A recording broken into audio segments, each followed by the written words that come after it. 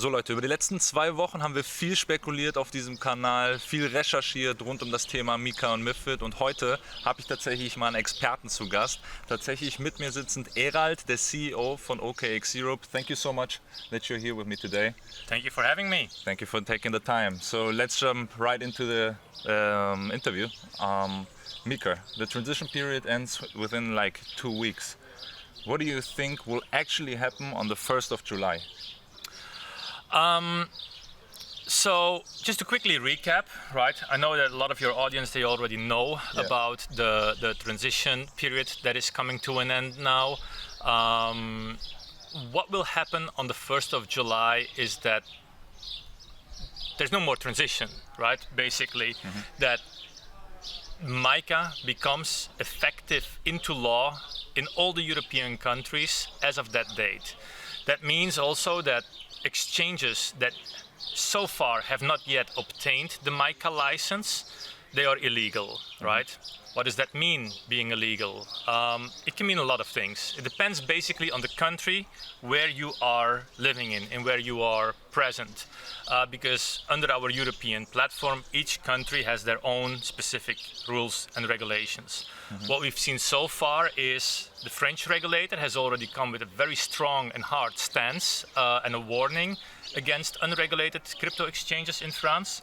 They said that directors of such companies, they can face up to 2 years in prison. So it's a personal liability, a criminal fine. It's not just an administrative fine, it's a criminal fine. Some countries have already levied fines and threats of fines of up to 5% of the global annual turnover of such companies who continue to operate and be present in Europe after the 1st of July deadline. One of the questions that I've been hearing a lot from consumers or from clients is, am I personally liable? Is there personal risk on me to stay with an exchange?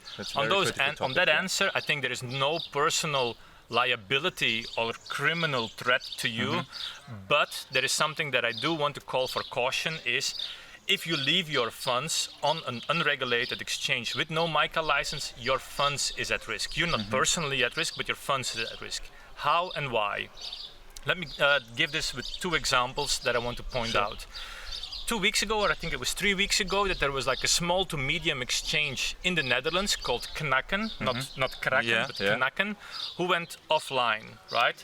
Then I think it was 2 to 3 months ago that there was like a larger Polish exchange called Zonda Exchange or Zonda Krypto that also went offline, went dark. Millions and millions of consumer funds inaccessible. The founders disappeared, no access to the funds. What was the common denominator between those 2 exchanges? They didn't have a MiCA license.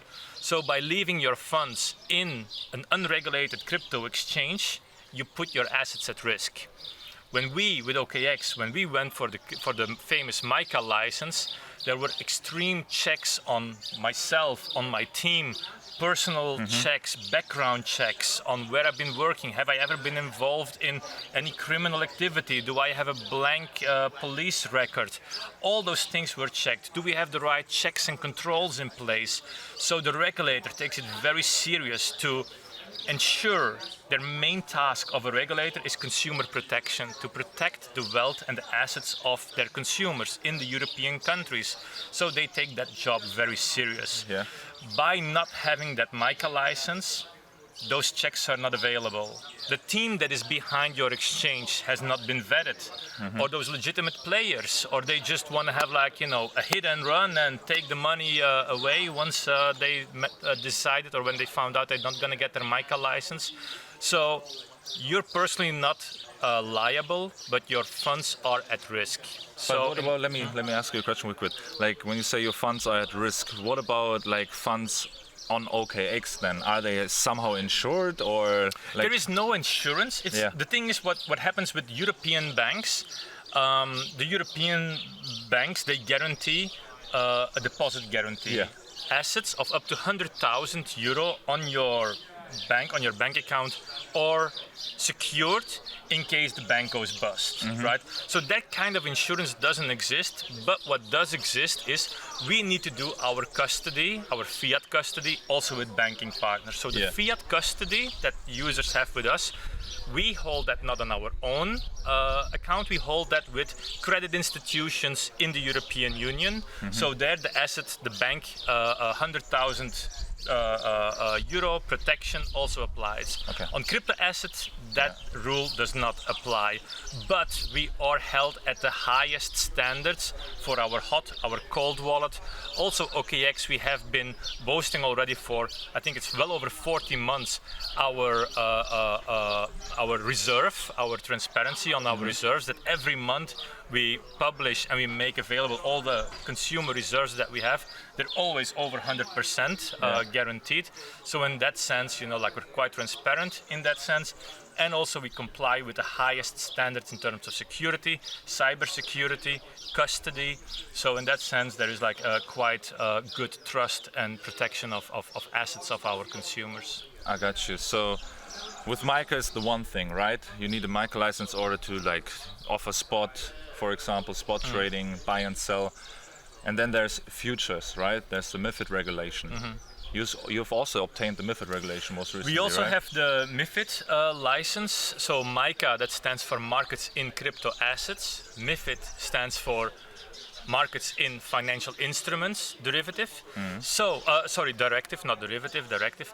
What can we do under that license? We can offer futures, we can offer derivatives, we can offer structured products. So it's a very wide umbrella that is possible to offer under the MiFiD license, particularly for advanced traders, right? MiFiD products are not necessarily for beginner users, because once you start offering MiFiD products, those clients, they also need to go through a suitability test. Is this a product that all in all fits for you? Do you have the right background? Do you have the right education? Do you have the right risk appetite or risk understanding of your profile? So it's not a product that fits for the absolute beginner user, right? So there are some regulatory requirements and restrictions with this product, but those are all for consumer protection.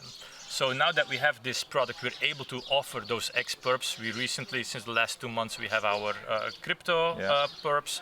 We've now also recently added equities and continue to expand on this. Even yesterday, we managed to offer also the IPO of SpaceX.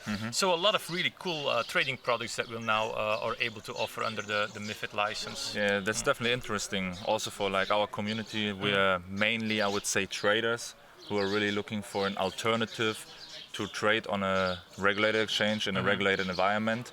But what would you say sets you apart from like other competitors who also have the MiFiD license nowadays, like for example Coinbase or Kraken, I would say, and you guys, like I would think you're like the top 3 key players, but what sets you apart, what differentiates you between those other two?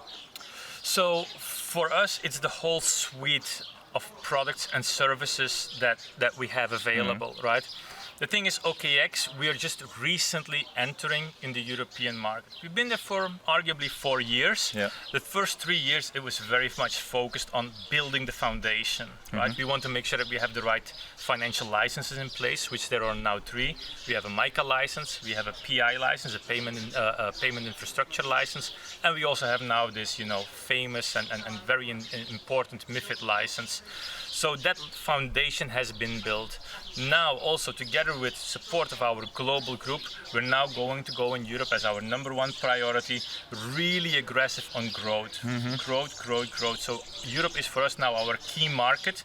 We also within Europe positioned a couple of the priority markets. So even Europe is not the same for us. We focus on a couple of key priority markets.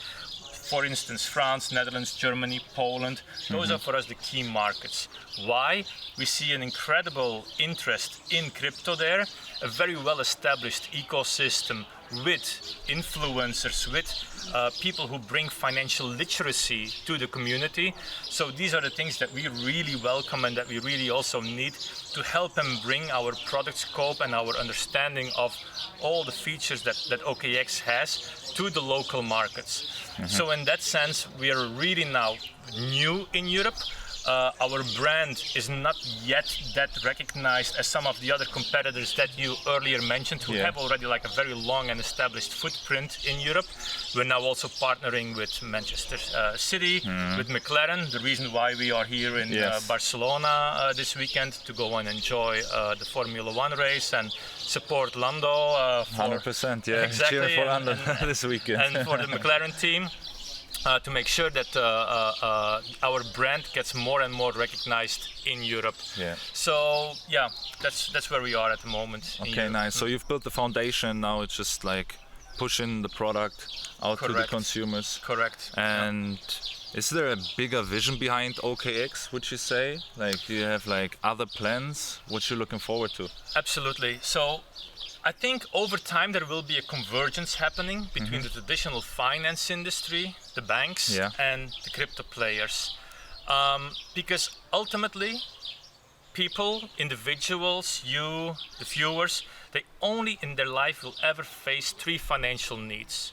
The first financial need is you want to get paid and you want to pay, right? You want to receive your salary. Of course, yeah. You want to receive money from your parents, right? You want to be able to go to the shop and pay for groceries. You want to pay for your coffee in Starbucks. That's one financial need. The second financial need is you want to accrue wealth, right? You want to put some savings, some money in your savings account. You want to accrue some wealth on that. You want to do some speculation on the stock exchange. Yeah. You want to buy a Bitcoin. You want to see it go up in value. So that's the second financial need that you ever have in your whole life, which is accruing wealth. The third financial need, which let's say 90-95% of us mortals have, there is always like some people who don't need it, but is borrowing and lending. There are some people who are born lucky and they have a lot of money, they never need to borrow for a car or for a mortgage or stuff like this, they don't need a credit card. So there is always people who don't need it, but most of us will ever in their life face these three financial needs. Now, what do I mean with convergence of the industries, right?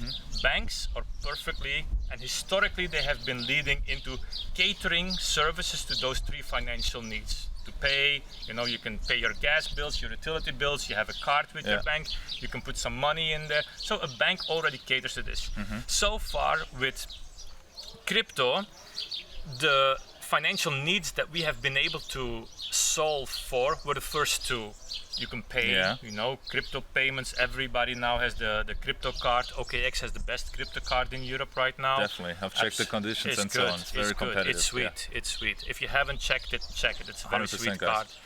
The second one is investing, right? MiFiD perfectly caters to that, right? You can trade crypto, you can do experts on stock, bonds, everything. Yeah. Now the third financial need is something where crypto players still lack a little bit. You still cannot go for a mortgage in Europe with crypto. You can use Bitcoin as a collateral, so in a way the asset class is now kind of like becoming more mature and respected. But I think with convergence, and this is also something that we're strongly lobbying on with our regulators, with ESMA, with the European Banking Association, is to come up also with where crypto players are allowed to also make sure that we can come up with solutions for this third financial need. And then over time I see more convergence happening, that banks, because they also recognize that blockchain is a superior technology towards what they had in the past. I think it was also Jamie Dimon, long life critic, always been saying Bitcoin, crypto, bad, scam, Ponzi, we know stay all out the of it. And now also recently he said that Bitcoin and blockchain technology is by far superior over anything else that the traditional finance has ever seen. So that understanding is coming also into the traditional finance industry. So now I see over time more convergence happening. Banks adopting more crypto as an underlying, as a technology, as a foundation. And I also see more crypto companies going into the banking space to also fulfill all those three financial needs that consumers will have. What do I see or predict in the next 5 years? That there will be one amalgam group of financial service providers, whether that is like an X or a bank or a Revolut or an OKX, who are all providing financial services through an app, right? Whatever licenses lay behind, it's transparent for the consumer. They don't care about this. They just want to make sure that their assets are safe and that their financial needs are solved. that is basically, not in a nutshell, Yeah, but that is but what we want to get to 100%, in like- Europe. That is the goal for us. This Like, is to where sum it up, it's going to be like an all-in-one app, or like all-in-one app for financial needs. for financial needs. Yeah. That's a cool Sorry vision, yeah. for taking so long No, time to answer that question. don't worry about it, because it's like you don't have a lot of opportunities to get so deep insights. So I really appreciate you that you elaborate all these topics, and I think it's a lot of letter for you also for the viewers today. So one last question: what is like one tip what you would recommend somebody who's starting new, for example, in the crypto space? What would you do or say to this person? One tip, can I have two? You can have two, of First course. one Yeah, is yeah. do your own research. Oh yeah, right? definitely. Yeah. Get your information from online, from podcasts Yes. like this. Get your information, double check, validate, verify. That's one thing. The other thing is know your risk position, know where you are in life, know how much money you are able and willing to spend, to lose. Don't get yourself in any uncomfortable financial situations. Your risk that you are able to take as a student or as an early 20-year with a beginner job is completely different than when you are potentially a sole provider, when you have, a family with 2 children. So understand your risk category, understand where you are in life, and don't wager or waste your money on anything. That is not only on crypto, that is on stocks, on bonds, on anything in life. Understand for yourself and make a fair and honest assessment about your risk profile. Got you. You've heard it, guys. So once again, thank you so much for your time, Erald. It was a pleasure. Welcome. And looking forward to other occasions where we meet. And the race Talk a little tomorrow. bit, and definitely the race tomorrow. Also Freunde, ihr habt's gehört. Wenn euch das Video gefallen hat, das Interview gefallen, lasst gerne ein Like da. Schreibt auch gerne euer Feedback in die Kommentare. Habt ihr noch Fragen, dann kann ich die in Zukunft auch wieder an Erald oder das Team von OKX stellen. Und wenn ihr neu seid, gerne das Abo da lassen. And once again, thank you so much, man. Thank you. Appreciate it.